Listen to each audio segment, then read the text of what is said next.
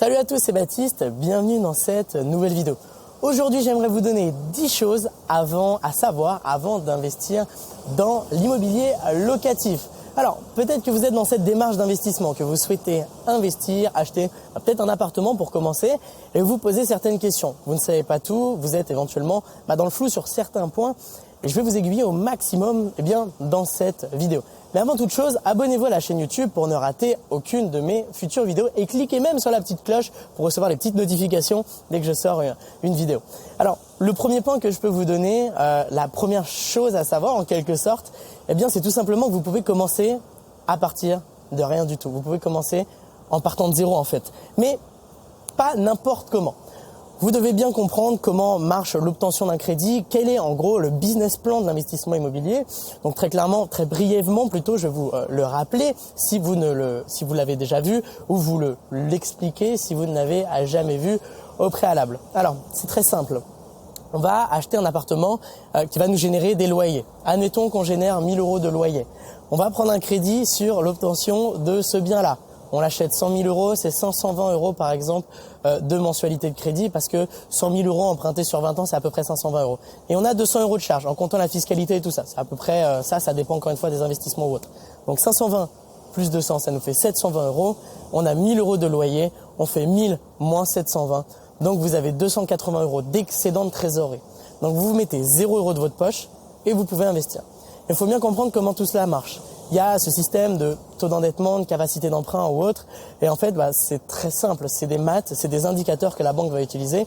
C'est tout simplement le fait qu'on va prendre 33% de vos revenus nets, donc moins vos crédits en gros. Par exemple, vous avez 2000 €, vous avez 400 € de crédit à la consomme, on va prendre 2000 moins 400, ça nous fait 1600. Donc si on divise 1500 € par 3, donc on va prendre 33% de ces 1600 €, ça nous fait 533 €. Et les 533 € en fait, c'est la mensualité maximale à laquelle vous aurez le droit pour votre premier investissement. Donc c'est un indicateur de la banque, c'est hyper important, c'est très respecté, c'est très regardé par la banque, surtout pour votre premier investissement, parce que vous n'avez pas su prouver à la banque que vous savez investir de manière rentable. Et ça, c'est hyper important. Donc ces 533 € en fait, c'est la mensualité maximale à laquelle vous avez le droit pour votre premier investissement. Et moi, je vous le dis, 520 € par mois de mensualité sur 20 ans, ça nous fait 100 000 € de capacité d'emprunt. Donc n'allez pas visiter des biens à 300 000, 400 000 €. Ça ne sert strictement à rien. Vous allez perdre votre temps, vous allez vous décourager et très clairement, vous allez mal vous faire voir, par exemple, par la banque si vous arrivez comme ça en tongs. Je veux un financement de 400 000 €, alors vous pouvez uniquement 100 000 €. C'est un peu problématique. Et très clairement, ça montre un non-renseignement, éventuellement une mauvaise motivation de votre part parce qu'en fait, vous n'avez pas fait la démarche de vous former, vous n'avez pas fait la démarche d'apprendre tout simplement ces préceptes bancaires, en quelque sorte, ces indicateurs qui sont très présents pour l'obtention de votre financement et encore plus pour votre premier investissement. Donc ça, c'est très important. La deuxième chose à savoir, hyper importante, la deuxième chose à faire aussi, c'est tout simplement que vous devez définir votre cible avant d'investir dans l'immobilier. Typiquement, moi, j'ai acheté 4 colocations en un peu moins d'un an, financées à 110% par la banque en gros pour mes parents. Donc on a 3 colocations de 3 chambres et une colocation de 4 chambres, ce qui nous fait 13 locataires. Vous pouvez le dire comme vous le souhaitez, c'est pas le plus important, mais on investit dans des villes où on se devait en fait d'analyser le marché et de se dire est-ce qu'on va avoir une réelle demande locative par rapport au projet que l'on a. Donc on regarde tout simplement le taux d'étudiants, le nombre d'étudiants, on regarde tout simplement la moyenne d'âge, on regarde tout simplement le revenu moyen, on regarde tout plein de choses comme ça et on se dit qu'est-ce qu'a besoin un étudiant en gros. Moi j'étais étudiant il y a encore de cela quelques mois, peut-être 6 mois à peu près à l'heure où je tourne cette vidéo. Et quand j'étais dans un appartement universitaire, le propriétaire s'est probablement mis à ma place pour se dire tiens, qu'est-ce que l'étudiant qui viendra dans mon appartement aura besoin. Et c'est pas forcément uniquement au niveau de l'électroménager ou de l'aménagement de l'appartement. C'est aussi et surtout au niveau, par exemple, des infrastructures qu'on peut trouver aux alentours de l'appartement, des parcs, des magasins, des commerces, du dynamisme en quelque sorte de la ville. Et ce pourquoi on a envie d'y vivre. Et voilà, la proximité des écoles ou autre. Après, je peux vous parler de ça, mais je peux vous parler aussi de biens qui seront destinés pour de la location courte durée, par exemple. Typiquement, ce qu'on va faire, c'est qu'on va cibler dans la grande majorité des cas des travailleurs, des gens qui sont en déplacement. Donc, on va voir s'il y a des sièges sociaux d'entreprise ou autre. Et ça, c'est hyper important. La troisième chose que je peux vous dire pour investir dans l'immobilier, la troisième chose à savoir absolument, c'est qu'il faut faire un maximum de visites et un maximum d'offres pour pouvoir trouver des biens rentables. Je vois beaucoup trop de personnes qui font une visite dans le mois et qui font une offre. Et qui du coup s'attachent émotionnellement à cette offre. Il y a l'ego qui rentre en jeu aussi, il y a plein d'autres choses. Et ça, c'est très mauvais. C'est un mauvais mélange, je vous le dis très clairement. Moi, ce que je vous recommande, c'est de faire au moins 10-15 visites en une seule journée, de pouvoir vous concentrer sur cet objectif final qui n'est autre qu'acheter un bien immobilier rentable. Et bien, après ces visites, d'en refaire d'autres encore et de faire un maximum d'offres. Moi, je vous recommande de faire plusieurs dizaines de visites et de faire en moyenne 30 à 50% d'offres. Et sur ces 30 à 50% d'offres, moins 20, moins 30% en dessous du prix du marché et pas en dessous du prix de vente. Donc le prix du marché, on peut le définir très facilement justement avec des sites comme par exemple meilleurtaux.com où on a par exemple différents quartiers qui sont analysés. Vous avez l'historique des ventes par exemple au niveau des prix moyens. Vous avez le prix au mètre carré moyen. Vous avez tout plein de choses comme ça. Vous pouvez faire des estimations en agence. Vous avez accès à tout ça sur Internet et ça vous permet vraiment d'avoir une image globale du contexte d'une ville, d'un quartier ou autre. Parce que dans une ville, il y a plusieurs quartiers aussi et ça diffère énormément. Donc voilà, hyper important ce point numéro 3 et je le vois pas assez en fait et c'est pourtant ce qui fait la différence, ce qui fait que vous allez pouvoir trouver beaucoup de biens rentables alors qu'en fait vous allez pouvoir alors que vous allez y passer que quelques jours de visite dans le mois. Si vous faites par exemple 3 jours de visite à 10 visites par jour, ça nous fait 30 visites, ça nous fait si on fait 50% d'offres, 15 offres. Donc sur ces 15 offres, on va obligatoirement tomber sur la personne qui acceptera de nous vendre le bien au prix que l'on souhaite ou en tout cas à un prix très avantageux. Le quatrième point complète un petit peu le troisième point. Une fois qu'on va faire une offre, on a un objectif commun en fait, c'est d'avoir une grosse remise, d'avoir un prix très avantageux. Et pour avoir un prix très avantageux, il faut vraiment tomber sur le bon vendeur. Et un bon vendeur, c'est quoi? C'est un vendeur qui est pressé. Donc voilà, la quatrième chose à savoir dans l'immobilier, c'est qu'il va falloir cibler des gens qui ont besoin de vendre rapidement pour pouvoir faire de bonnes affaires. Donc typiquement les gens qui sont en fait dans une situation par exemple de succession, une situation par exemple de divorce, de déménagement, des retraités, ça on le voit assez régulièrement, des retraités qui ont acheté une deuxième maison, ont besoin de vendre leur première ou des familles qui déménagent parce qu'ils ont besoin de quelque chose de plus grand. Et là, vous avez un pouvoir de négociation assez fort. Typiquement aussi, les situations d'endettement. Et ça, c'est hyper important. Cibler des gens qui sont dans une situation de vente rapide. Ils ont besoin de vendre rapidement. Et là, vous allez pouvoir obtenir ce que vous souhaitez. Et ça, c'est vraiment très puissant.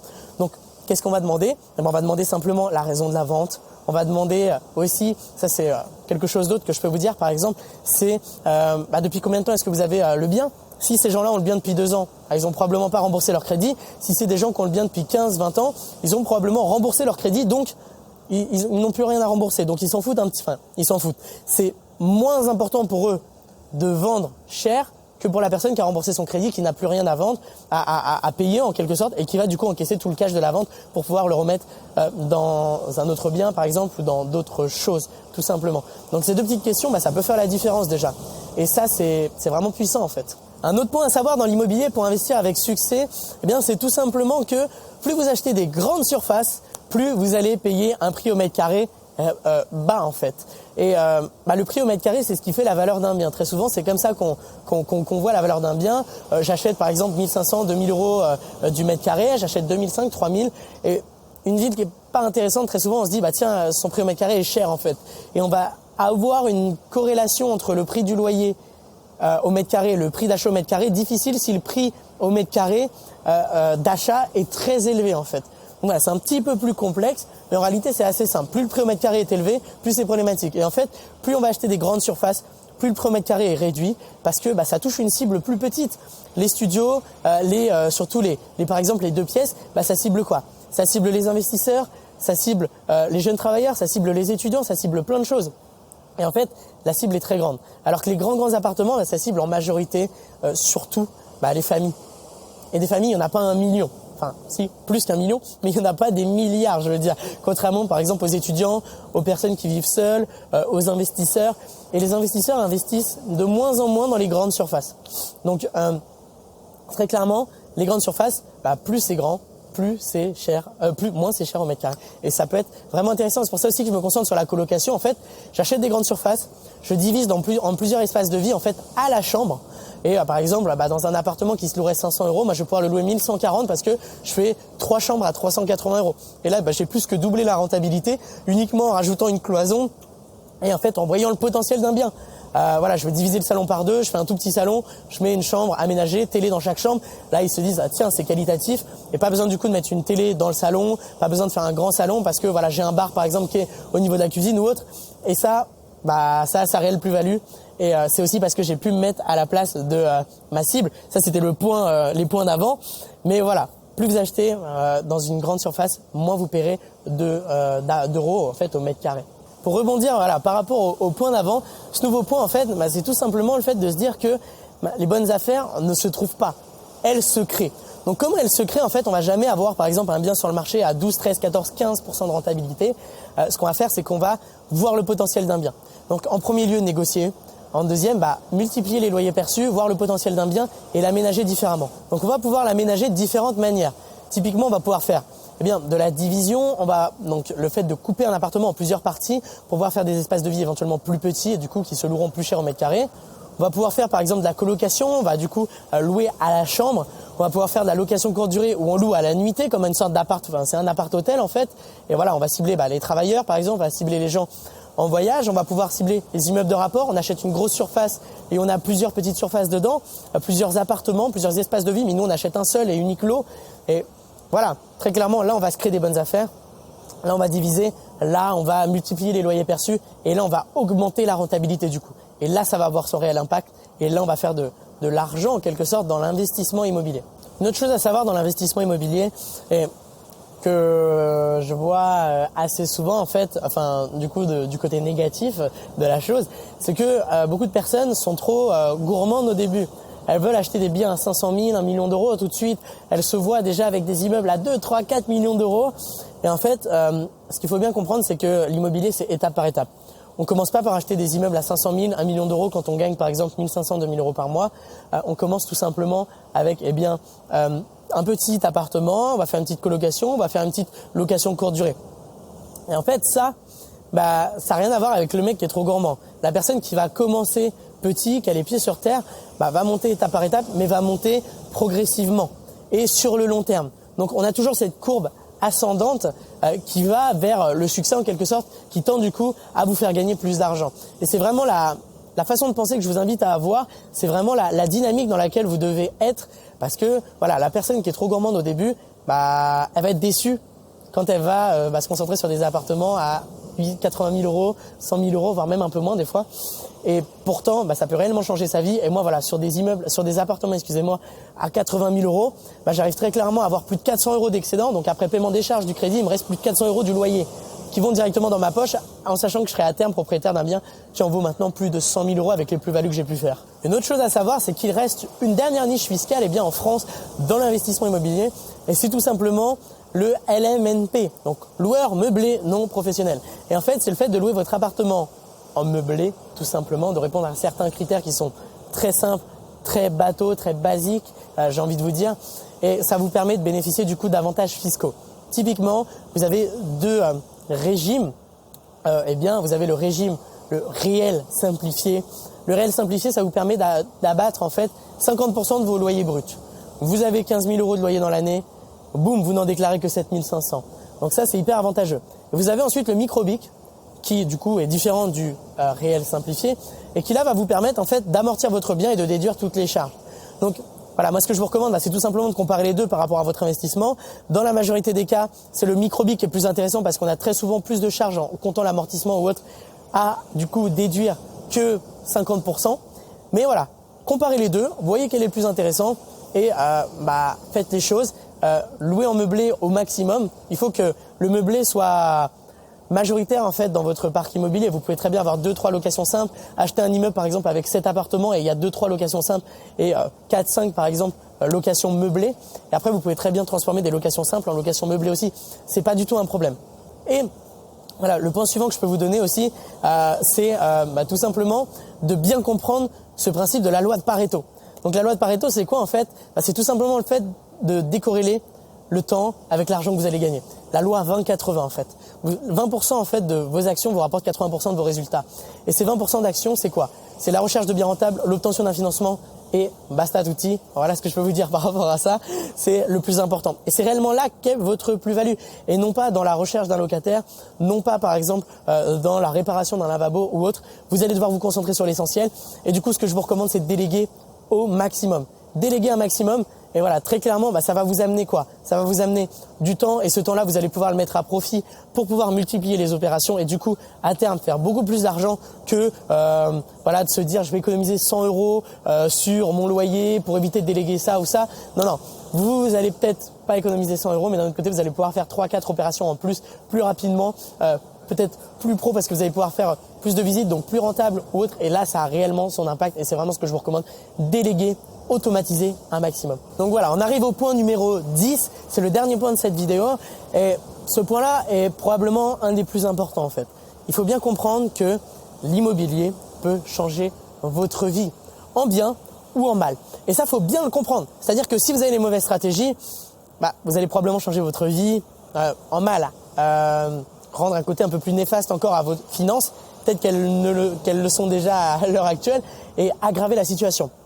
Et si vous vous formez au travers de vidéos YouTube comme celle-ci ou autre, d'ailleurs il y en a plein dans la chaîne, je vous invite vraiment à regarder la playlist investissement immobilier tout simplement, eh bien là vous allez pouvoir avoir de réelles stratégies. Donc lisez des livres, formez-vous, rencontrez des entrepreneurs, passez à l'action et comprenez bien que ça peut changer votre vie. Alors voilà, sacrifier un samedi de votre semaine de temps à autre, c'est pas un souci quand on sait que derrière, on aura le lundi, mardi, mercredi, jeudi, vendredi en plus de libre, soit 7 jours sur 7 et pouvoir vous concentrer sur vos passions ou autres. Donc voilà, si vous souhaitez réellement profiter de la vie en quelque sorte, vous créez des revenus grâce à l'immobilier et éventuellement quitter votre travail, assurer votre avenir ou autre, j'organise une conférence en ligne 100% offerte dans laquelle je vais vous expliquer comment trouver des biens rentables, comment j'ai pu faire pour acheter 4 colocations en moins d'un an qui génèrent 5 000 € de loyer et donc 2 000 € d'excédent, 2 000 € de cash flow. Donc voilà, 400 000 € de patrimoine qui s'autofinance, qui se paye tout seul et 2 000 € dans ma poche après paiement de toutes les charges de la fiscalité, du crédit ou autre. C'est quand même assez énorme en moins d'un an. Et je vous explique tout ça dans cette conférence. On parle de crédit immobilier, on parle de stratégie long terme, de business plan. Vous pouvez me poser toutes les questions que vous souhaitez. C'est dans la description. Donc voilà, cette vidéo est maintenant terminée. Je vous remercie pour votre attention. N'hésitez pas à me mettre un like, à vous abonner à la chaîne YouTube si ce n'est pas déjà fait. Et je vous dis à tout de suite dans la conférence en ligne ou à bientôt pour une prochaine vidéo YouTube. Ciao, ciao!